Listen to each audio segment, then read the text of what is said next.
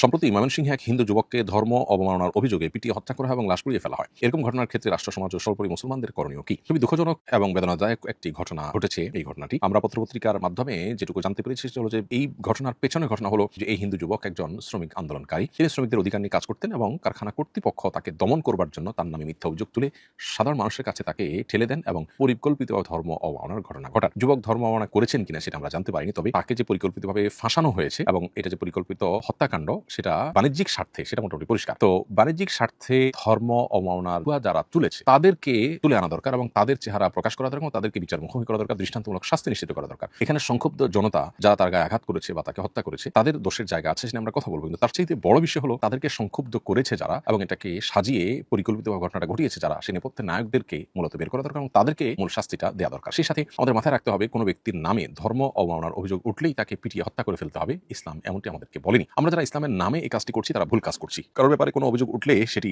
প্রমাণিত হওয়ার আগ পর্যন্ত আমরা আইন হাতে তুলে নিয়ে সেটা কার্যকর করা বা কার্যকর করতে উদ্যত হওয়া, এটা আমাদের ভুল অ্যাপ্রোচ। এটা ইসলাম আমাদেরকে কখনো বলেনি। একজন ইসলাম জানা মানুষ কখনো এটি করতে পারেন না, বরং এটি প্রমাণের জন্য অপেক্ষমান আমাদেরকে থাকতে হবে। প্রমাণিত হওয়ার পরও সেখানে আর কোনো অপশন আছে কিনা, সে লোকের মাথা ঠিক ছিল কিনা বা সে লোকের পেছনে অন্য কোনো ইন্টেনশন ছিল কিনা, আমরা অনেক সময় ঘটনার পেছনের ঘটনা থাকে সেই বিষয়গুলোকে পরিপূর্ণভাবে বের করে তারপর তার বিচারের উদ্যোগ এর দিকে আমাদেরকে যেতে হবে। আর দ্বিতীয়ত কথা হলো যে কোনো মানুষকে কোনোভাবে জীবিত হোক আর মৃত লাশ হোক পুড়িয়ে হত্যা করার তো কোনো সুযোগ নেই। নবী সাল্লাল্লাহু আলাইহি ওয়াসাল্লাম বলেছেন, লা ইউআযযিবু বিন-নারি ইল্লা রাব্বুন নার, আগুন দিয়ে আগুনের পালনকর্তা আল্লাহ ছাড়া কেউ কাউকে শাস্তি দেওয়ার কোনো অধিকার নেই। অতএব এভাবে আগুনে পুড়িয়ে ফেলা খুবই নির্মমতা, কোনোভাবে গ্রহণযোগ্য নয়। কোনো অভিযোগেই কোনো মানুষকে আগুন দিয়ে পোড়াবার সুযোগ নেই, ইসলাম আমাদেরকে সে অনুমোদন করে না। যারা এই কাজটা করেছেন তাদের আল্লাহর কাছে তওবা করা উচিত এবং আমাদের সবাই এখান থেকে সতর্ক থাকা উচিত যে ধর্ম অবমাননার অভিযোগ উঠলেই এখানে কেউ পরিকল্পিতভাবে অভিযোগ তুললো কিনা, যিনি অবমাননা করেছেন তার অবমাননাটা প্রমাণিত হলো কিনা, তার মিনিং ভিন্ন কিছু ছিল কিনা, অথবা অন্য কোনো ইস্যু এখানে থাকতে পারে কিনা, পুরো জিনিসটা পুঙ্খানুপুঙ্খ রূপে বিশ্লেষণ করে বিচার করে তারপরে সিদ্ধান্তে আসতে হবে। এক কথা, সাধারণ মানুষ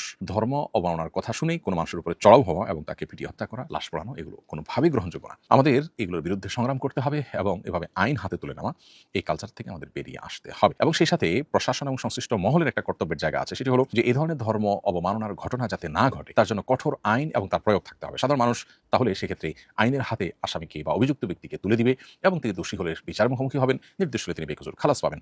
যখনই আইনের কার্যকারিতা কমে যায় তখন সাধারণ মানুষ আসলে আইন হাতে তুলে নেওয়ার মতো কাজটি করে। বিধায় এখানে সাধারণ মানুষের যেমন করণীয় আছে, এখানে আইন প্রণেতাদের এবং রাষ্ট্র পরিচালনার দায়িত্বে যারা যখন থাকেন তাদেরও গুরুত্বপূর্ণ ভূমিকা রাখবার সুযোগ আছে। বিধায় আমাদের সেদিকটা খেয়াল রাখতে হবে।